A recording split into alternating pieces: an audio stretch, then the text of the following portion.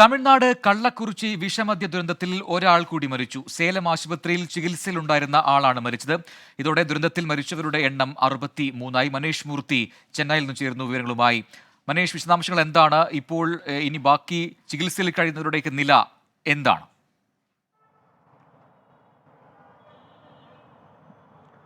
പ്രജിൻ, മൂന്ന് മരണമാണ് ഇന്നിപ്പോൾ സ്ഥിരീകരിച്ചിരിക്കുന്നത്. സേലത്തും അതുപോലെ തന്നെ പുതുച്ചേരി ആശുപത്രിയിലും ഉണ്ടായിരുന്ന 3 പേരാണ് മരിച്ചത്. ഇതിപ്പോൾ 6 സ്ത്രീകൾ ഉൾപ്പെടെ 63 പേരാണ് ഈ ദുരന്തത്തിൽ മരിച്ചിരിക്കുന്നത്. ഒരു ആശ്വാസകരമായ ഒരു വാർത്ത എന്ന് പറയുന്നത് 74 പേർ ചികിത്സ ഫലം കണ്ട് ആശുപത്രി വിട്ടിരിക്കുന്നു എന്നൊരു നല്ല വാർത്ത കൂടി ഇതുമായി ബന്ധപ്പെട്ടുണ്ട്. 88 പേരാണ് നിലവിൽ 4 ആശുപത്രികളിലായി ചികിത്സയിലുള്ളത് എന്നുള്ളൊരു വിവരം ഇപ്പോൾ പുറത്തു വരുന്നുണ്ട്.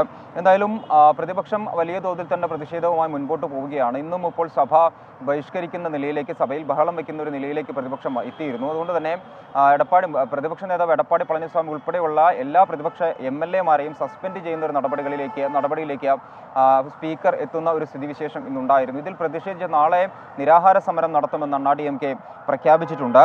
കള്ളക്കുറിശ്ശിയിൽ ഇന്നിപ്പോൾ വനിതാ കമ്മീഷൻ അംഗം ഖുഷ്ബു അവിടെ എത്തി, പോലീസ് സ്റ്റേഷനിലെത്തി അവിടെ നിന്ന് തെളിവെടുപ്പ് നടത്തിയിരുന്നു. മാത്രമല്ല ഈ കരുണാപുരത്തുള്ള ഈ പറഞ്ഞ ദുരന്തം നടന്ന സ്ഥലത്തെത്തി അവിടെ നിന്നും ആളുകളിൽ നിന്ന് വിവരങ്ങൾ ശേഖരിച്ചിരുന്നു. മാത്രമല്ല ദേശീയ പട്ടികവർഗ കമ്മീഷൻ അംഗം കിഷോർ മക്വാന ഇന്ന് കള്ളക്കുറിച്ചിയിലെത്തിയിരുന്നു. അങ്ങനെ ഈ പറഞ്ഞ രീതിയിലുള്ള അന്വേഷണ സംഘങ്ങളെല്ലാം തന്നെ അവിടെ എത്തുന്നുണ്ട്, അവിടെ നിന്ന് വിവരങ്ങൾ ശേഖരിക്കുന്നുണ്ട്. CBCID ആണെങ്കിൽ അന്വേഷണവുമായി മുൻപോട്ട് പോകുന്നുമുണ്ട്. ശരി, കള്ളക്കുറിച്ചി വിഷമദ്യ ദുരന്തത്തിൽ ഇന്ന് ഒരു മരണം കൂടി ഉണ്ടായതോടെ ആകെ മരണം 63ആയി. മനീഷ് മൂർത്തിയാണ് ചെന്നൈയിൽ നിന്ന് വിശദാംശങ്ങൾ നൽകിയത്.